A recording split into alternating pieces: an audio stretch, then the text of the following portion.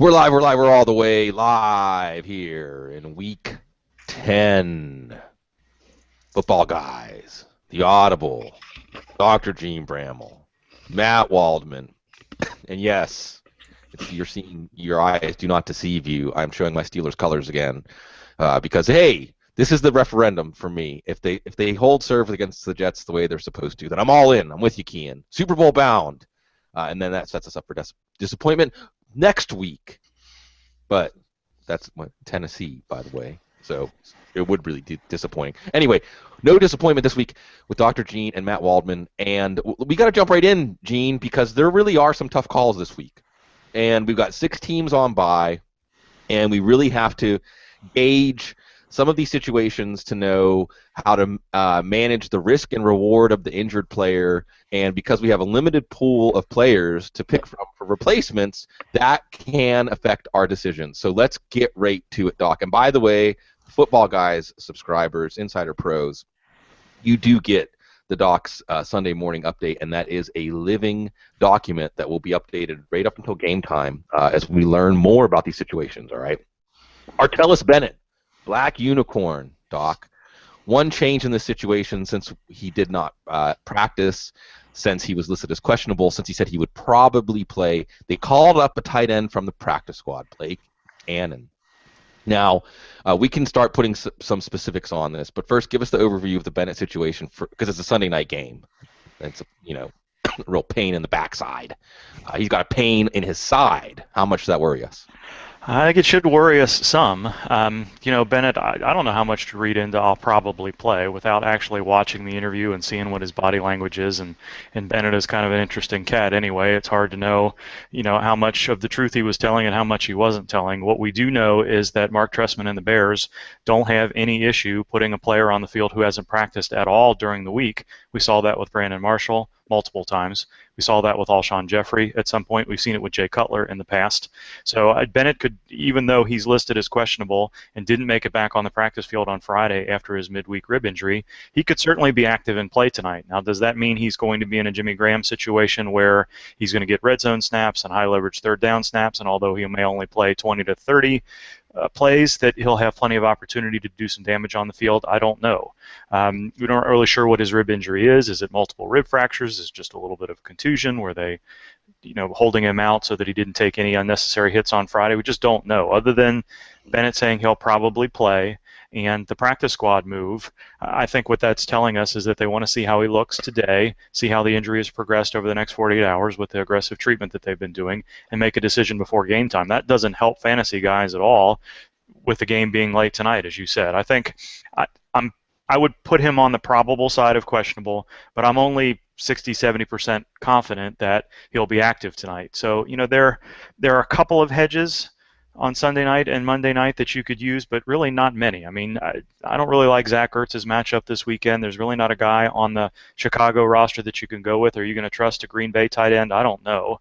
So know that if you leave Bennett in your lineup, and it's a good matchup, and he produced really well against Green Bay earlier in the year, know that if you leave him in your lineup, you're taking a risk. And in that way, it's very similar to the Jimmy Graham situation of a couple of weeks ago, but you knew Graham was going to play. We don't know Bennett's going to be active tonight. So if you've got another top 8 to 10 option today, I would lean toward using him unless you feel like you're a good 10 to 15 point favorite going into the game and you can risk the chance that Bennett doesn't play. Well, when you say top 8 to 10 option this week, I mean, I'm gonna just tell you folks my tight ends. Let's say 7 to 10. Owen Daniels, Vernon Davis, Michael Rivera, Charles Clay. So they're not exactly compelling options. Gene, if I were to tell you, because I'm not sure this has anything to do with fractures or the rib, like our classic rib, cracked ribs. Right. Because Trestman said the injury happened in Wednesday in practice when he twisted a little bit. And he called it kind of awkward, like because we could be looking at an oblique or something like that. Yeah, that's possible. That's possible, and that would be another reason for them to hold him out and maybe bring somebody up because the injury wasn't getting any better. That's not something that's generally called a rib injury, so you wonder if he'd already had some muscle spasm in that area due to another injury and had something else. I think it's possible. I think Michael Rivera is interesting today. I think Owen Daniels is interesting. If I had either one of those guys, I would probably roll with them over Bennett. Now, Charles Clay is a little bit of a different story. He's been a little bit banged up. His usage has been really up and down. That would be a much tougher call.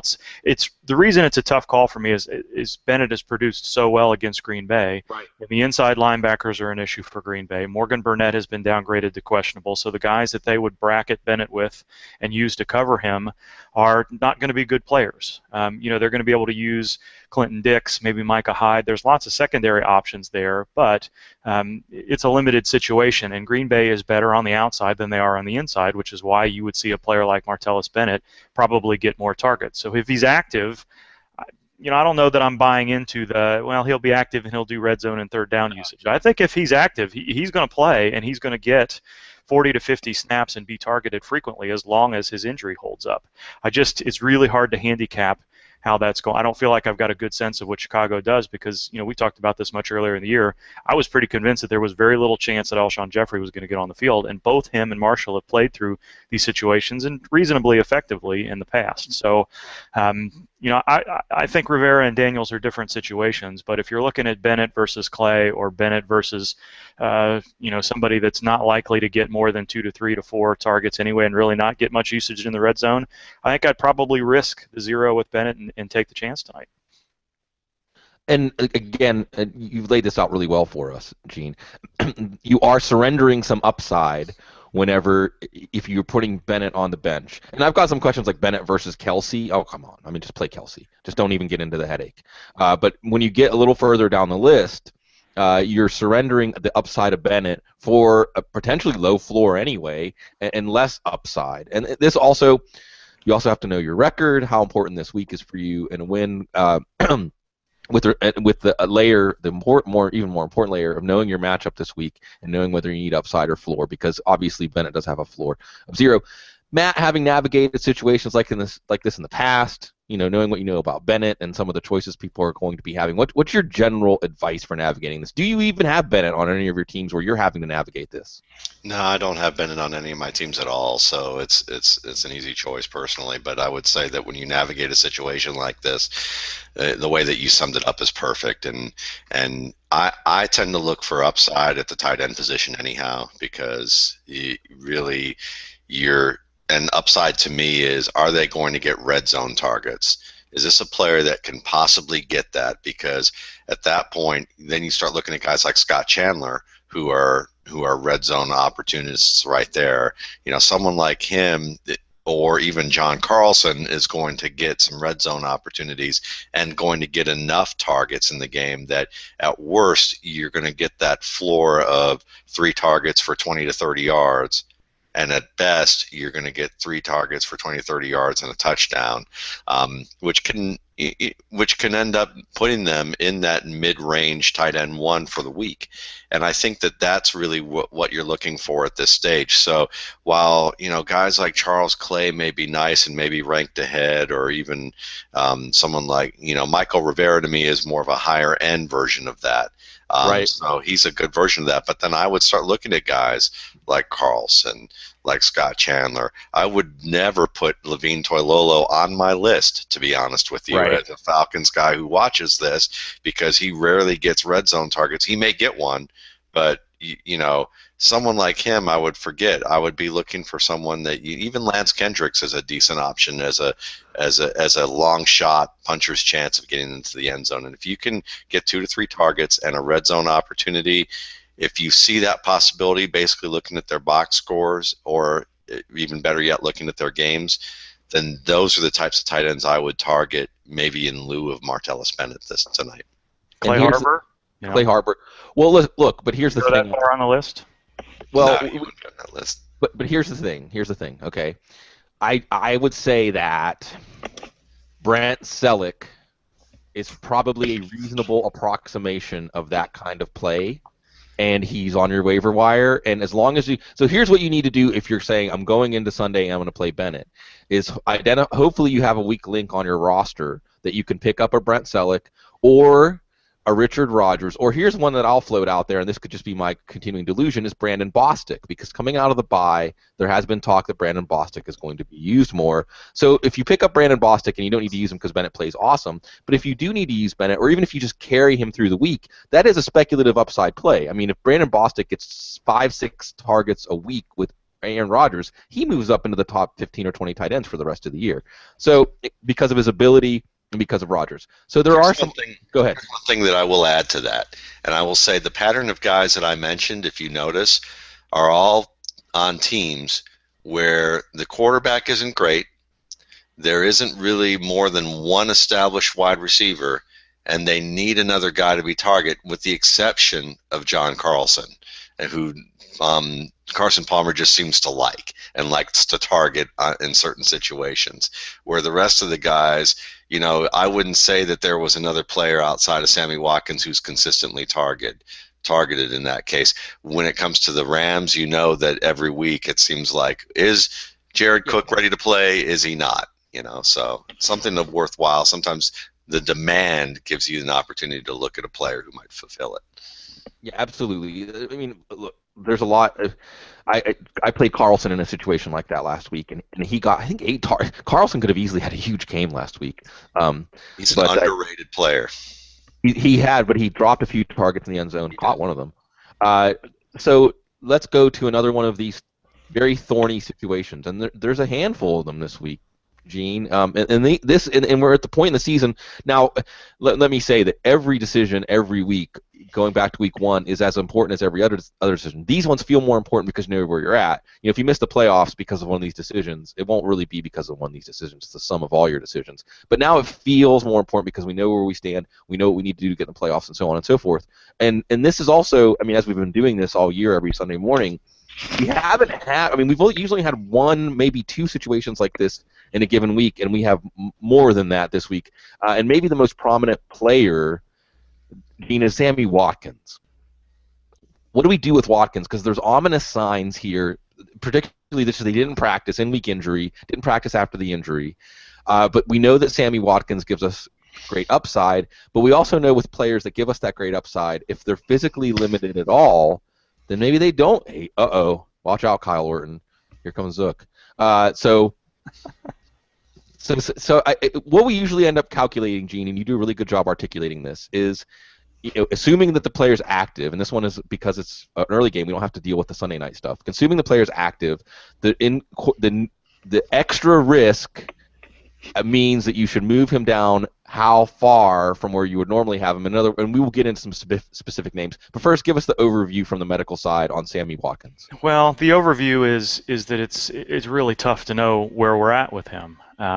This has been an ongoing issue for Watkins since September. This is arguably the 4th time he's been on the injury list again with a groin injury, where he's played, looked effective, and then been listed again. And the most recent time was just a couple of weeks ago. So when Watkins calls this a nagging injury, and you hear that he needs a midweek MRI, that it counts as an aggravation, and we know that aggravations are at least as concerning as the initial injury, and sometimes a little bit more. So yes, you can call the MRI precautionary if you want, but they're looking at that muscle specifically to see if there's been any interval change and worsening in the diagnosis over the past 2 weeks to 2 months. And then for him to not be on the practice field, and we talked about this Thursday night, for him not to practice Thursday is not a huge concern. It would be very unusual for him to do anything other than get treatment on an aggravated injury that happened on Wednesday.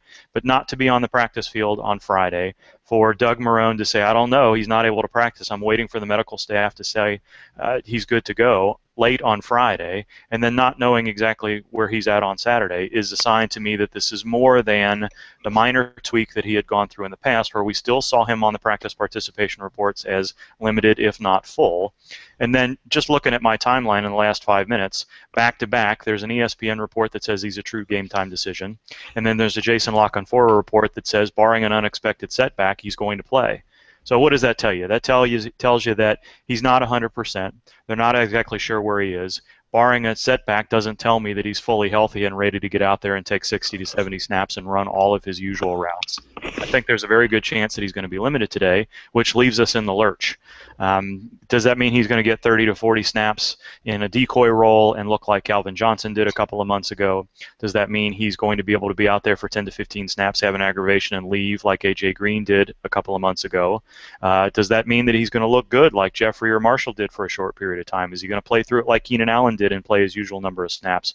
Just don't know the answer to those questions, but given what we've heard over the last 72 hours, I'd lean towards Sammy Watkins is going to be closer to a Calvin Johnson-like decoy, than he is to be out there getting 10 to 12 targets, 7 to 8 catches, 100 to 150 yards, and a touchdown. I would be really reluctant to use him as anything more than a boom bust wide receiver 3 today. And if he does get on the field and play through this injury as he did with his rib problems and the groin injury in the past and looks good and doesn't have any other setbacks, then I would be excited that this isn't going to be something that nags and continues to linger for him through the next crucial weeks of your fantasy season. But daily leagues, I would not consider him at all today. If you're in a season-long league and I had another top 25 option, I would be leaning pretty strongly towards sitting Watkins today.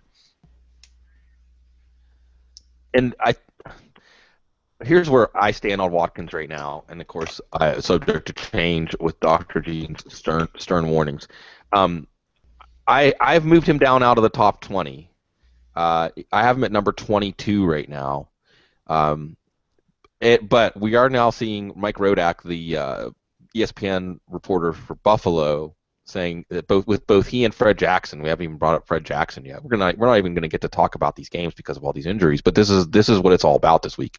It's based on pregame warm-up tests, so it's still undetermined. And Watkins is that kind of explosive player, and we did see when he was playing with his rib injury earlier in the year, it affected him. It affected his upside. So we'll continue to watch this. Just to put a point on it, I have Sammy Watkins just a smidge above guys like Martavis Bryant and Kenny Stills, Torrey Smith, boom bust type plays. But if the bust seems much more likely than the boom this week, we may continue to do that. Caution, and here's some more context here, and then I'm going to toss it to you on this, Matt. The context here is if you really have to have a high score, and then I'm going to talk myself into moving Watkins down another 5 spots by saying this, then Watkins may not be able to provide that for you. So the high upside guys, but it's the high floor, low upside guys that you may still play Watkins ahead of, like a Dwayne Bowe, for instance, or an Anquan Bolden, because you have to decide, if I need to get a 20, who's the most likely to give me that 20? And this is a tough situation. That being said, we also have seen Watkins get free and be able to get 80-yard touchdowns even when he pulls up 5 yards short. Matt, do you have Watkins? Quick note on this, before we talk a little bit more about the players that I should have mentioned, is we're going to hear something about Sammy Watkins in pregame warmups. Right. It's going to be a pretty well-reported situation. I don't know that I put much stock in it either way. I think, what we've seen, we've got 72 hours worth of information. Something that comes out in pregame warmups probably shouldn't sway your mind all of that much. Everything we've heard, there have been multiple sources reporting on it. None of it has been any sort of consensus. And if you remember, we've heard good things about wide receivers looking okay in warmups. We heard it about Calvin Johnson at one point. We've heard it about other guys. I don't know that it's going to change my opinion. There would have to be something different said about Sammy Watkins other than he's participating with the first group and taking routes in the way he usually does, or he looks like he's running okay. I don't know that, these players are not going 100% in pregame warmups. Now, if he doesn't look good, that doesn't really, we're already talking about him as maybe not a top 25 option. But if we hear that he looks awesome in pregame warmups, I don't know that I would rush to plug him back in my lineup. So, Matt, a couple of things. Are you weighing Sammy Watkins into your lineups? What's your advice for people that are weighing Watkins? And I am moving him down about 8 more spots. But also, kind of the interesting follow-up question is, if we hear Watkins is out, do you like Robert Woods? Do you like Hogan's hero, Chris Hogan? Or we mentioned Scott Chandler. Hey, if you're saying, let's tie this all together. I've got Scott Chandler versus Martellus Bennett. If Watkins is out, does now Chandler become an attractive enough option to not wait around in that Bennett situation? I don't have Watkins, but I do have some Bills players this week, and I have been kind of going back and forth throughout the week deciding who I'm going to pick, because I've picked up, for instance, the Bills' pair of running backs to replace Fred Jackson in case he's still not healthy, and it doesn't look like he is, or at least that he's still limited to a good extent. If the coach is saying he's not sure he's where he needs to be at this stage, then I would imagine that we're going to see more from Anthony Dixon and Bryce Brown. But you really have to look at the situation and wonder who is going to be the impetus in this passing game, because they're going to need to throw the ball. And I think that when you look at it, Scott Chandler is probably the most trusted target that they have. I mean, certainly Chris Hogan has looked pretty good in spurts on some key plays. but he's more of a cameo role at this stage. So to me, Robert Woods would be the guy that you'd want to target if Watkins is out, and if you can pick him up, or you are in a situation where you're looking for someone that's going to guarantee you some targets, then I think Robert Woods is your man. Scott Chandler would be after that, and I think that if you're in a PPR league, Scott Chandler could offer you some decent opportunities here, mainly because I know that the Kansas City Chiefs linebackers like to blitz. They like to blitz those outside linebackers, but coverage, I still wonder about how good those guys really are. And I think that when you look at, whether you start Watkins or not, if he plays, the way I see it is this: is that if you're looking for upside and you want to, and he's your single guy on your roster, in your starting lineup, who has that boom bust quality, then sure, why not? You can go for that. But I think that if he's one of 2 or 3 players this week that offer you boom bust upside, I would follow Gene's advice and just say forget it. Wouldn't even consider it. Yeah, it's tough. I mean, Gene, are we basically, like, as we get to the end game of this, I mean, are we basically saying, like, if it's Woods versus Watkins, as you said, what we learned pregame isn't going to change our outlook that much. So if someone says, I've got Robert Woods and I've got Sammy Watkins, which one should I play? Yeah, I think I would lean towards Woods. You know, the other thing, I keep thinking of other things to bring up here, is that the Bills play on Thursday night and they play Miami in a road divisional game. So there's lots and lots of reasons to expect for them, even if Watkins and Fred Jackson are active, for them to limit their usage. I don't see them doing what they would usually do today. Woods, okay. I'm not so super high on Woods, and a lot of that has to do with Kyle Orton. A lot of that has to do with Kansas City's pass rush is going to be a problem for Buffalo today. So I just don't know that we're going to see many downfield passes completed. I think it's going to be a short max protect, short passing, ball control type of game. I don't know if that's Robert Woods' game or not. I think, as Matt says, between Woods and Chandler, those guys, they're possession guys, but, what type of routes is he going to run that Orton's going to be able to complete with that pass rush there? I don't know. I think I like what Matt's saying about Chandler. I think Woods over Watkins is probably how I would go today, but I'm not super high on Woods either. Yeah. Well, Watkins just gives you that, like, you were warned feeling, like if you play Watkins and he has 2 catches for 17 yards, like, why would you have expected him to do anything but that? And as a background thing of this whole thing, as we continue to talk this out, guys, I'm in my crystal ball, I see a 12-10 game in Buffalo today. I mean, I think you're scraping bits off of the skillet there when it comes to. I like that. When it comes to this, it can taste really good. You can make some gravy, but there's only enough to make a little bit of gravy here, and I think that gravy might be, Scott Chandler in this case more than You're anything. still going to have some biscuit left with no gravy, and that's not fun. Eating a biscuit without gravy, you got to have enough gravy to sop that all up. Okay. Southern breakfast. It is Sunday morning. I need to go get some breakfast. I need to get some other chicken I'm making after this. That's put it that way. Oh man, I'm coming to your house. So really quick to change gears. Ian Rappaport, our man Ian Rappaport, always covering things for us. Just a burst of tweets in the last hour that I feel like I want to pass on. Okay, and maybe even without comment or follow up. I'm just going to let everybody know. He is saying that Vikings executives are divided on whether they want Adrian Peterson to return immediately if reinstated. An internal battle is brewing. He's facing a 6-game suspension, but it will likely be fewer than that with a compromise. The league will likely consider a combination of time served and loss of pay with regards to Peterson. He says expected December return. Okay, so waiver is still open. If Peterson wasn't picked up because it's a short bench league, I'm guessing he was picked up in every league this week. Ian Rappaport officially says expect a December return. And Peterson's the kind of player, Gene, really quick on this. If Peterson returns to the field week 14, are we going to have qualms about playing him in our playoff matchup? Nope. Ray Rice, final briefs due to the judge a week from Monday, likely decision within a week of that.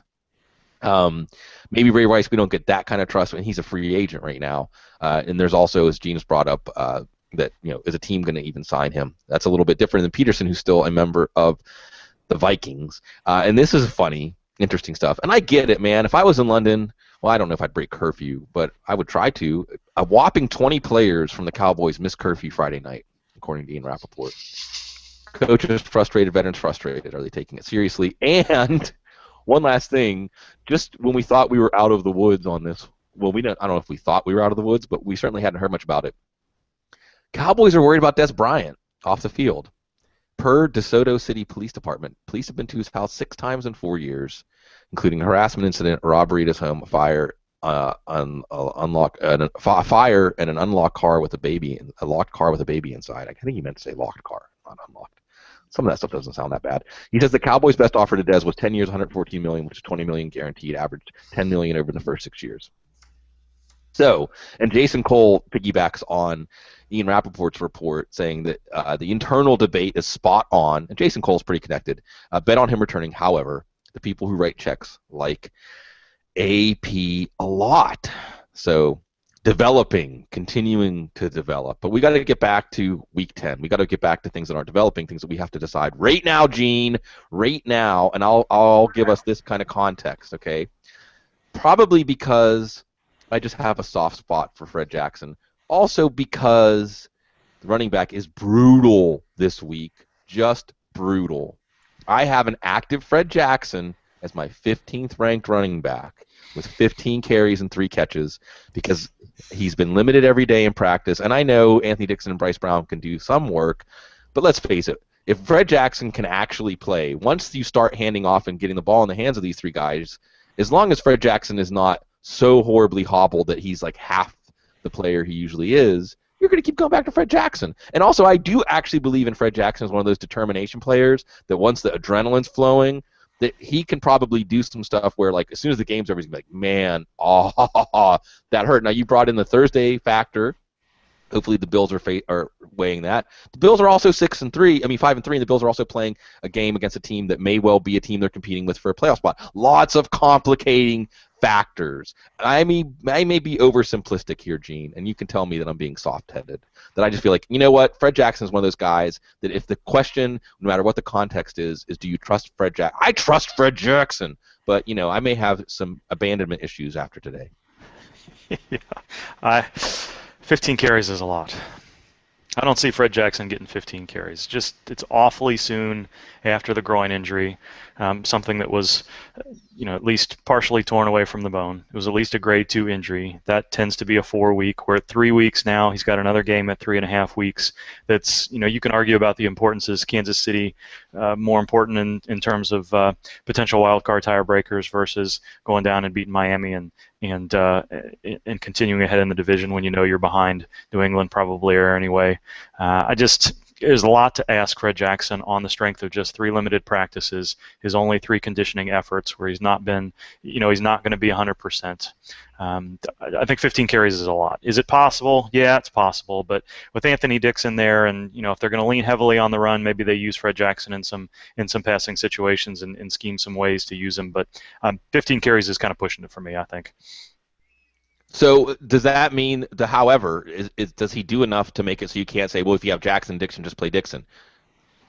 Nah, I don't know. I have not watched the Dixon, and I know Bryce Brown's not getting a lot of usage. I think if they're going to try to pound the ball between the tackles against Kansas City today, which is not a bad plan, given everything else that's going on with their offense and with Kansas City's defense, although Joe Mays is expected back. If they're going to pound the ball between the tackles, I think it's going to be Anthony Dixon.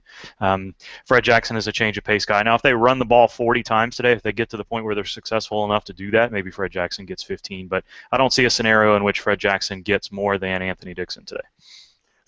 But I think Fred Jackson may get fewer touches than Anthony Dixon, but he'll get more receptions for PPR leagues, and I do think that he can still probably do a little bit more. But you hit on it, Gene, and this is in my crystal ball in the 12-10 game that comes down to Dan Carpenter or Cairo Santos hitting a field goal or missing a field goal.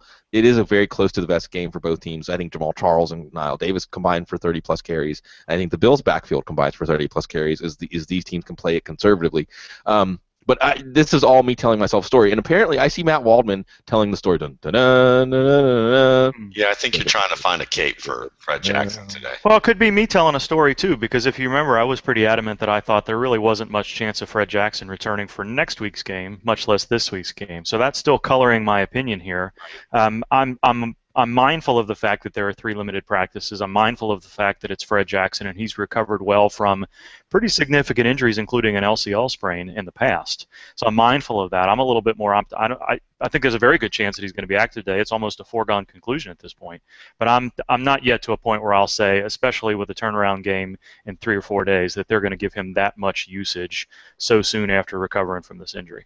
So to put a fine point on it, and I'm not going to bring in another complicating player, we'll talk about that, but to put a fine point on it, Gene, to get your take, I mean, the guys directly below Fred Jackson in my rankings are guys like Bobby Rainey and Steven Jackson and Lorenzo Taliaferro and Darren McFadden and Chris Ivory. When I add names to it, does that even just make it sharper for you? You're like, yeah, I'm playing all those guys over Fred Jackson.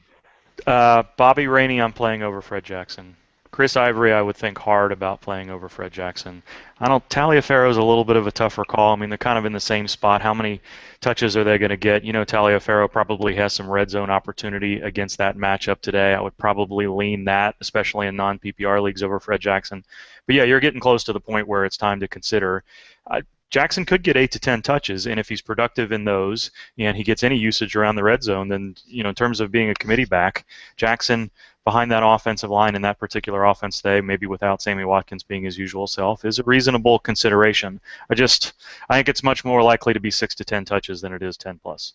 Yeah, I think I bet you that's the plan. I'm irrational, Matt. I'm irrational. So bring some rationality along with Gene, who always brings rationality. Throw some more cold water on me so that I don't lead them into a trap. It's a trap. In playing Fred Jackson. Here's enough cold water for you. Ah, nice. 2 touches. I think he gets 2 touches today. He gets 1 to see how it feels. It's a little warmed up. They try it again, and he's at the sideline. And then it's Anthony Dixon for another 18. Booby for 18 touches for, I don't know, 36 yards, something like that. Yeah. You know, maybe Bryce Brown gets a carry or 2. Maybe he breaks one, and we all go, it should have been Bryce Brown. And then we look at the stat line and go, yeah, not really. I'm not really trusting any of this. It would be fun to be able to pick one of those 3 backs, but the way Gene talks about this, I'm thinking – if the way the coaches talked about it, the way Gene's talked about it, I love Fred Jackson, but I'm just not believing in him this week, not at all. Yeah, I think that is the again the rational, level-headed play here. I'm not always the most rational, level-headed guy. Neither am I, but in this case, I don't know what happened. I think it's just listening to Gene for once, maybe. Another one, Gene. Another one. These are tough. These are really tough situations. I mean, these are those puzzles with like the bent nails and the horseshoe, and like you try, and you just don't even know what to do with it. Lamar Miller, and again, the background here is it's a horrible week at running back. What do we do with Lamar Miller, Gene? I would lean toward playing Lamar Miller. I think there's a chance. You know, it was never confirmed by the team, but an AC sprain makes a whole lot more sense than what Lamar Miller said about a potential stinger right after the game last week. And they were having him lift his arm on the sidelines. Yeah, so to me, when I put that picture in my Monday column, the test that we saw on the sideline is a test for shoulder impingement. So it's not really a dislocation, but you know, you're looking at rotator cuff, you're looking at labral, you're looking at that sort of issues. That doesn't necessarily go along with AC sprain either, but it was clear that it was more than just testing strength on the sideline to see if he had a stinger. And there's no reason to get an MRI for a stinger that a player says he was cleared to go back on the field with. So it makes much more sense that there was an AC sprain, that, you know, there was some pain there, he had some bruising there, that really hadn't gotten to the point yet where it was going to limit him, and if he was needed, he could have gone back in. And the MRI, according to Armando Salguero, kind of confirmed that. So this is a painful injury for running backs, and you know, we've seen Jimmy Graham be limited with it, we've seen Jordan Cameron be limited with it. Anybody that carries the ball, the 2 most likely places to be hit are on the shoulder and on the upper thigh. So it's going to be very hard for him to limit his exposure on that area. And yes, you can pad it, yes, you can take pain injections, those sorts of things. The most reassuring thing about this situation this week is that Miller was back on the practice field on Wednesday, which suggests there wasn't so much concern that any minor tweak could put him out for the rest of the week, and that he took some consecutive practices as the week went along. I do think that when there's something when they're talking about some concern that he's limited, that's possible, but I don't know how to handicap what limited means. I don't think, like we're talking about with Fred Jackson, that we're talking about, yeah, he's probably not going to be able to get through more than 5 to 10 touches. I said 12 to 15 plus on Twitter, which somebody, two on Fred Jackson. I said 12 to 15 plus on Twitter, and somebody immediately responded, well, isn't that about what he usually gets anyway? Well, yes and no. That's part of my point, which is limited may not mean much for Lamar Miller today. And although you've seen him get 12 to 15 touches as kind of his floor in the past, a lot of that has been because he's had minor tweaks. There have been 2 episodes already this year where he's been taken out in the second half and could have gone back in if they needed him. And then there was a game script a couple of weeks ago where the Dolphins offense was barely on the field for more than 40 plays because the defense was dominant in returning interceptions and fumbles for touchdowns. So I think a healthy Lamar Miller in a normal game script where he would play 4 quarters is a 20 to 25 touch player. So 12 to 15 is limited to me, but it's also not quite that limited. And you can see a scenario where if he feels okay and doesn't take a hit on that shoulder, where if they're moving the ball well enough today, Miller stays in there. The depth chart with Daniel Thomas and the other folks that they have out there is not so compelling to where, this isn't a situation where Niall Davis is backing up Jamal Charles, where you've got a guy there that you trust to get 20 touches if your other guy is not quite ready to go. So there is a risk that Lamar Miller takes a hit today and leaves the game early or just doesn't finish as productively as he normally does. We've seen that happen a couple of times already. But Lamar Miller is a different situation than Fred Jackson. Although he's questionable, although we're talking about him being limited, I'd be more comfortable playing Miller over guys like, I think Rainey's a tough call, but if we're talking about Taliaferro, if we're talking about Ivory, if we're talking about that class of players, I'm okay using Miller today. I think he's a running back 2 with upside. Let's put him in that category. And I have him at the top of that tier. I have him right below Fred Jackson. So I'm going to complicate this a little more before I toss it to you, Matt, because another difference between Fred Jackson's situation and Lamar Miller's situation here is Lamar Miller's playing Detroit. Come on. I mean, some of the running back lines, now they have gotten touchdowns against them, but often garbage time touchdowns. Now, you could say, hey, Lamar Miller could score a garbage time touchdown. I don't know. Although I don't know why you're having an injured running back playing during garbage time. But you've got lines against Detroit this year like 16 for 46, 15 for 37. Now Chris Ivory did rip off 17 for 84 against them, so there's some hope for you. Steven Jackson had 18 for 60 while Atlanta controlled the game the last time. The last 2 to 3 weeks is what you need to look at here. No Stephen Fullick, no Nick Farrelly, some other issues going on with Mark Ingram had 10 for 16 again. Mark Ingram had 10 for 16 against them in Week 7, in a game that New Orleans led by 13 points with like 5 minutes left in the fourth quarter. So I'm just saying, it's just another factor. Yeah, for sure. It's another factor to consider. And also, I will say this, and Matt, you can get into crystal ball stuff. In my crystal ball, and I hate to say this for Dolphins fans out there, in my crystal ball, it feels like after they were so high up against the Chargers that this could easily be a correction game for them. And Detroit's coming out of the bye, and I do think that Ryan Tannehill's been the kind of player that's been either like on point and shredding, or this is not going to work today. So lots of complications. I'm just making this murkier, Matt. Clear it up. Okay, first of all, I wouldn't have Fred Jackson where you do, so I'm not even putting him in the picture. He's either going to get 15 to me, as he might get 15 yards. So yeah. I'm coming to your house for smothered chicken and to do a Fred Jackson dance tonight. Anyway. That's fine. You can make sure you bring some of that good Tex-Mex food over at Austin, because you're going to need it probably after this. So, yeah, we've got that. Bobby Rainey had a horrible game against Atlanta, multiple fumbles, but that was why he had a horrible game. It turned out he actually had a pretty good fantasy day, and Atlanta's offensive line hasn't gotten better. We won't get into their third-string center as we did in the Audible a couple weeks ago, because now the teacher's gone back in class here. But we will say that Rainey should have a good day. I think Tampa wins this game. So. What about Lamar Miller? But what about for people saying, what do we do with Lamar Miller this week? The Lamar Miller against Detroit, I would say if you have to start a second running back, if you have to start a third running back, then I would consider Lamar Miller, because I think he's just good enough to be able to get you decent yardage, kind of the way that you would hope that Boobie Dixon would get you decent yardage. He can actually do it. He's just not going to – I don't think he's going to break many long runs. I think he's going to get you a lot of 3 to 5 yard carries and a lot of 1 to 2 yard carries, and it'll add up to being like a 60, 70 yard day maybe. Maybe he'll get 80 total yards. Maybe he'll get lucky and get a touchdown on some sort of over-aggressive play from Detroit. So I'm honestly looking at this and going, I know that Frank Gore has had some bad days. I know that the offensive line hasn't been all that good, and Colin Kaepernick is playing like a backup quarterback with elite athleticism. But Frank Gore to me against New Orleans, who can be an over-aggressive defense, and this is a team that tends to know New Orleans pretty well for whatever reason. Maybe it's because it's back from the old divisional days.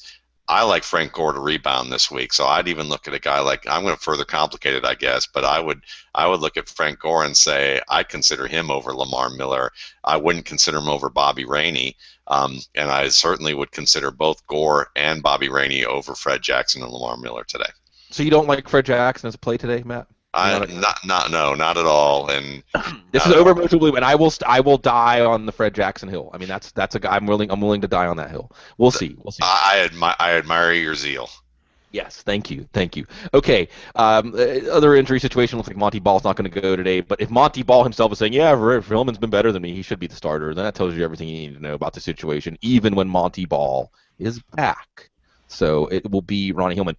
A good question that I've been going back and forth with some folks on Twitter, and in general, again, this might be me with stars in my eyes. And Gene, you're going to give us some great insight here, I know, because getting a lot of questions about Odell Beckham, shimmy shimmy ah.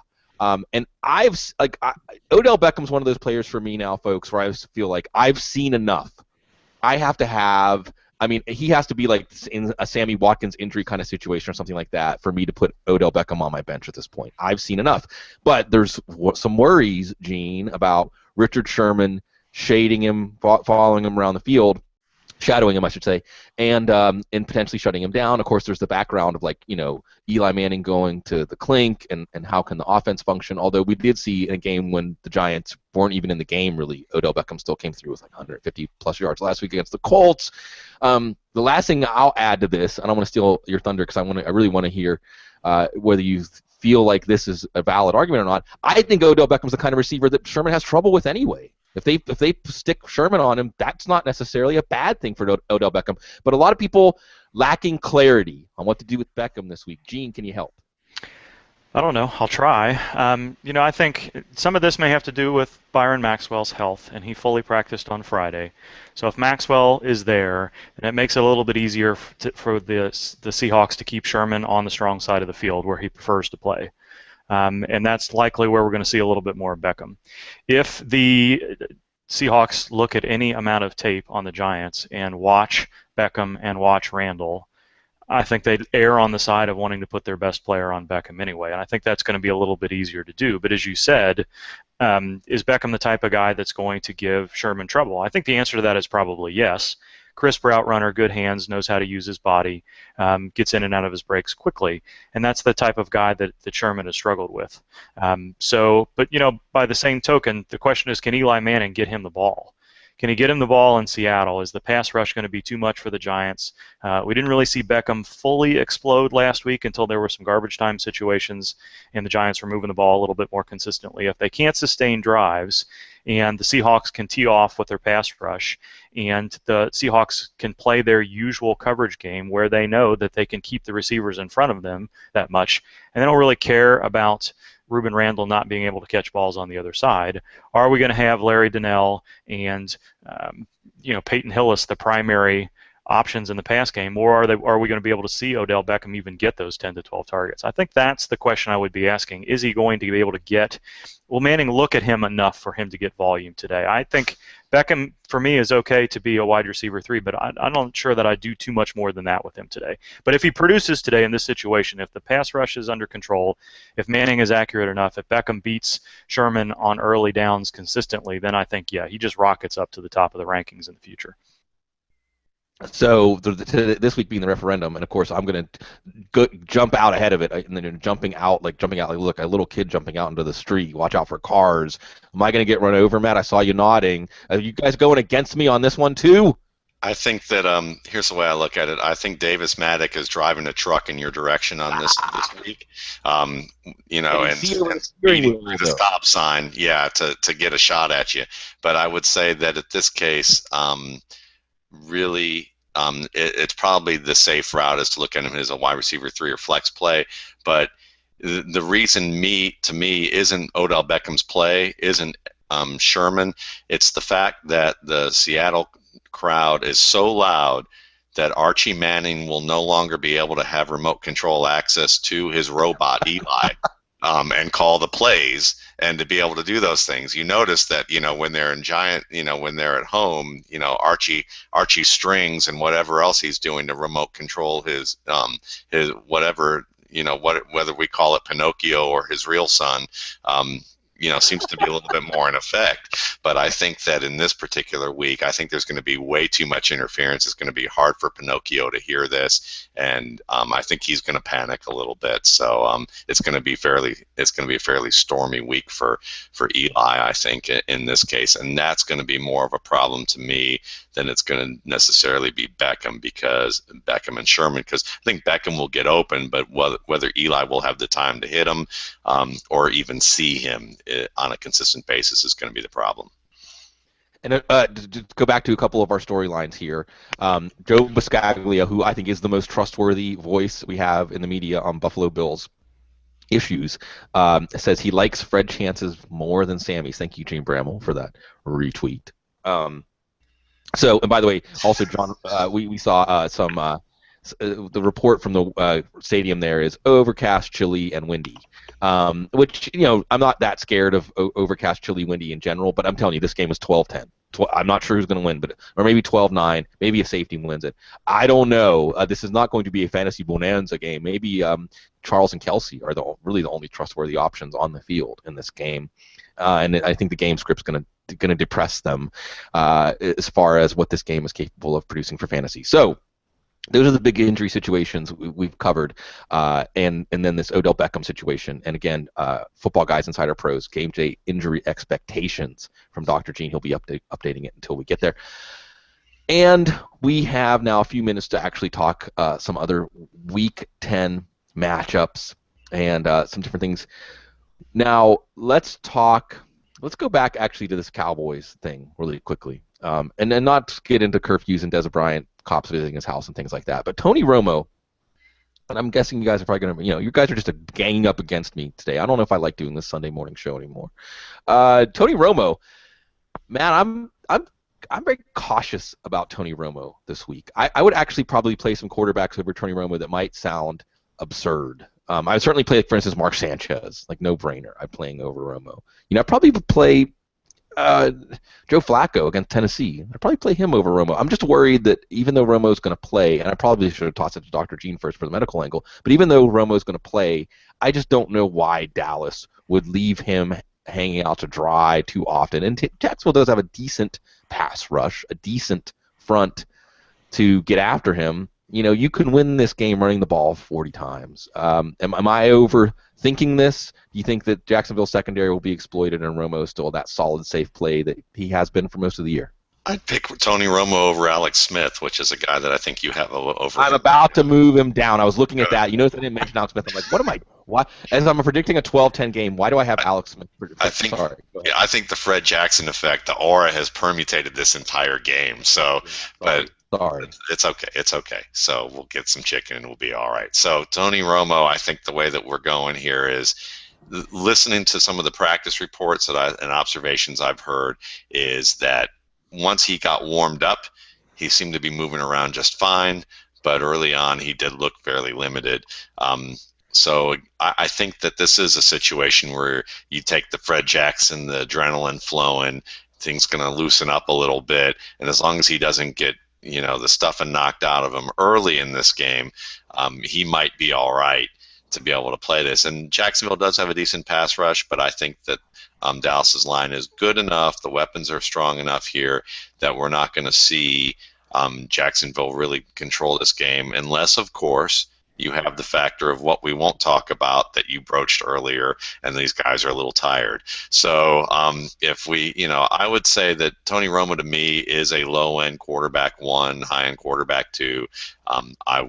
I would feel okay about starting him. I would start him over the likes of Eli Manning for sure. I mean, certainly I think that in this case, we've seen that Romo doesn't need anyone to tell him what to do. He certainly wants to get into the game and maybe to his own detriment and play.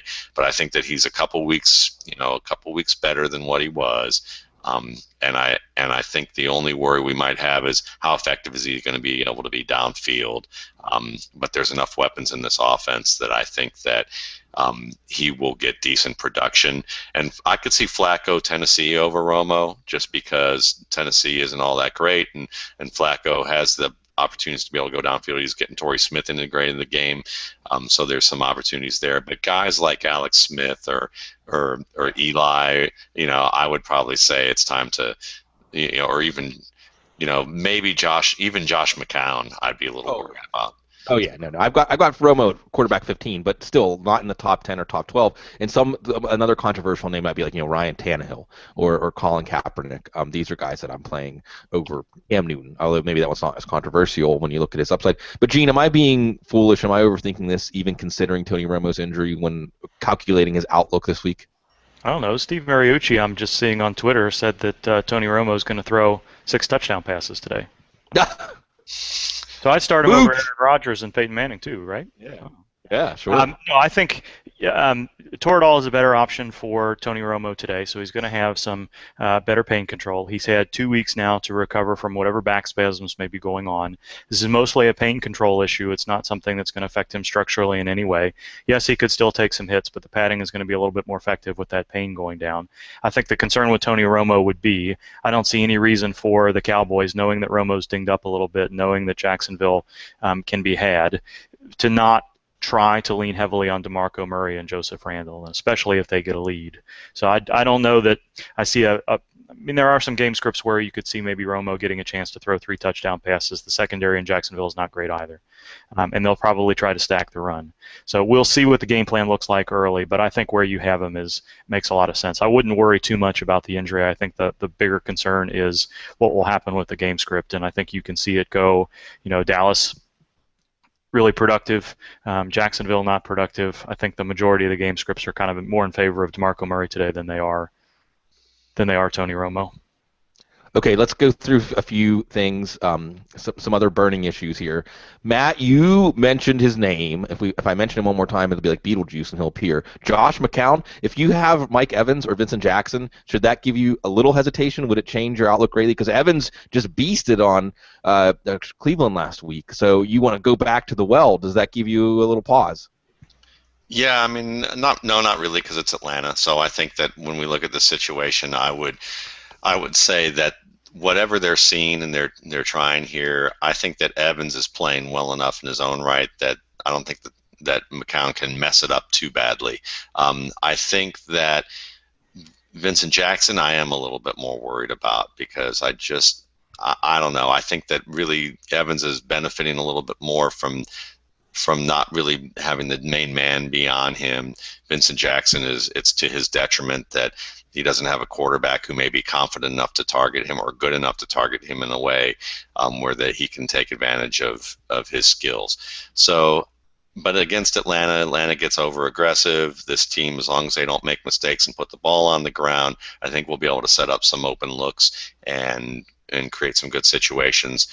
And I believe that this game could be a higher scoring game, at least in the first half, and then watch Tampa pull away in the second half if the offensive line in Atlanta plays the way it has been playing over the past 8-9 weeks.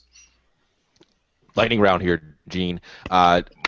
Speaking of rookie wide receivers who have been beasting, Martavis Bryant against the Jets. Is it just that simple where you say, hey, if it's a tough call and Bryant's on one side of the call, Bryant's probably the right answer? Or are you still saying he's only playing half the snaps? Hey, chill. I don't know the answer to that question. That's a tough one. I think I would lean towards playing him just because you're going to ride this hot hand until it falls apart, and maybe it falls apart in what should be a tougher matchup than people might expect, the Jets on the road.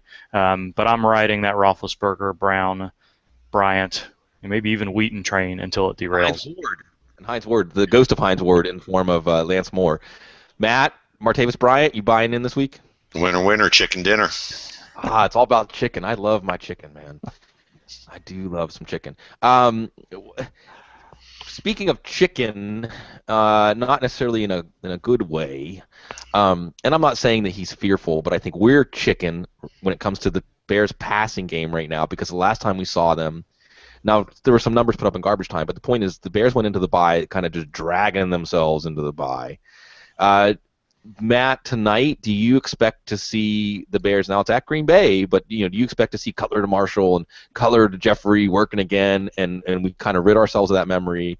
Or again, I hate to bring it up. Well, I don't really hate to bring it up because I love to stir the pot. But Jay Cutler, coach killer. Are we watching the latest chapter of that, and maybe team killer if you're depending on the Bears passing game for the second half of the year?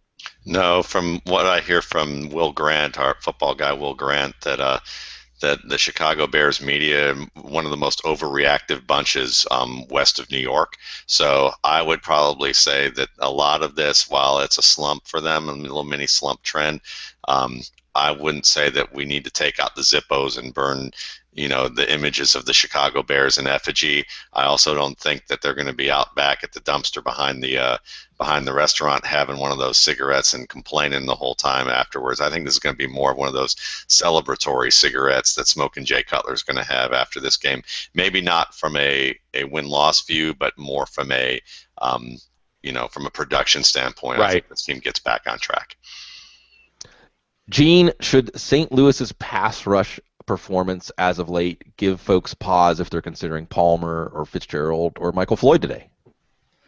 Yeah, I think so. But I think although Janoris Jenkins may get back today, I think the secondary issues that St. Louis is having, if they can find a way to protect a little bit, and they can max protect and just put Fitzgerald and Floyd out in routes, and maybe John Brown out of the slot, I'm not too concerned about Palmer. I think that's a good enough matchup that, especially at home in Arizona, even as well as St. Louis has been playing on defense, at least as far as the front four goes, I think I'm okay with Palmer today. Last one before we part ways. And again, folks, Twitter, at Matt Waldman, at Gene Bramall, at Sigmund Bloom. You're still going to get our thoughts leading up to game day. And Insider Pros at Football Guys will get Gene's game day injury expectations updated right up until the game. So we aren't leaving you. I've got my thread up at the Shark Pool. You can ask me some questions. I try to get to everyone that I can as we get closer to game time. Last one, and this is me being self-indulgent. Sanchez era. Sanchez and Chase Stewart. I saw you're starting him against me in Festival Omega, and that Chase plus Sanchez always equals heartbreak and despair. So maybe I need to consider that. But I'm feeling it. I'm feeling this, Matt. I'm feeling it Monday night against Carolina. I'm feeling it as Sanchez as a low-end quarterback one with high-end quarterback one upside in any given week. Am I being hypnotized by his beautiful locks and his headband? No, I'm buying it. I think that it could work out fairly well in this team situation because a lot of what Chip Kelly does is a lot of movement predicated on movement and misdirection, and I think that Sanchez showed that very well at USC, and he didn't have as much of an opportunity to do that as well with New York. And I'm not really sure who I want to win this Omega Staff League game because if you lose, then at least it gives me a shot at the playoffs, especially if I can hang on and get Josh Gordon back in the next couple of weeks. And my dream is to get a chance for my middling team to play Chase's juggernaut and and kind of show him that you can walk down the hill and say bleep you, as opposed to him running down the hill and screaming it the whole time. Dean, are you with us? Are you on the Sanchez bandwagon? Oh no, I guess maybe I'm hanging a little bit off the side. I'm trying not to hurt myself by getting thrown off. Maybe I've got a 5-point harness on while I'm riding the bandwagon. I don't know. I think if you're on the Mark Sanchez bandwagon, it's because you're on the Chip Kelly bandwagon. But I like LaShawn McCoy a lot today. Let's put it that way. Tomorrow night. Well, I like LaShawn it's all McCoy. the same to me. Doesn't 7 a.m. Sunday morning all the way through 1 a.m. Monday night just feel like one day to you anymore? It is. The season is one long. Excuse really. If you're Kean Fay, the season is one long day because he doesn't sleep. Right. And by the way, Kean, Simon Shepard, our amazing app developer who is over in London, set me straight on British Isles versus Great Britain versus United Kingdom. So I got that straight. Hopefully I can keep it all straight in my head. Hopefully you can keep this all straight in your head out there, folks. We join you every day, basically, on the Audible, 8 episodes a week. We also have Hangouts Thursday night. I heard I missed some hijinks. And Sunday mornings. So we're here with you, folks. We're living and dying with our teams just like you are. And we're living and dying every Sunday, and it feels great. It feels great to take this journey with you and with these two guys, getting to see them every morning down there. And I'm expecting chicken tonight. Matt, the chicken recipes, we're passing chicken recipes back and forth, and they all sound good. Matt knows a lot of ways to cook a chicken. I think that when you retire from fantasy football, Matt, it's the Matt Waldman Chicken Cookbook. We're working on that. Yeah, we might have a little shack somewhere. Might have a chicken shack. Nice, I like it. Jimmy Smith back at the Chicken Shack. Make sure you check that out. I missed Lonnie Smith this weekend, by the way, Matt, because I had to go to Nashville. So, Dr. Lonnie Smith, check that. You love the Hammond B3 organ, folks. I know you love the Hammond B3 organ. I know you love the Blue Note rare grooves. And if you don't know what it is, go find out. Exactly. If you don't know it's time to learn. It's time to learn. We learn every week. So I got to dismount here because I got chicken on the brain and fantasy football and football on the brain, folks. So have a great Sunday. Enjoy the games. We will be seeing you again very soon. Stay classy.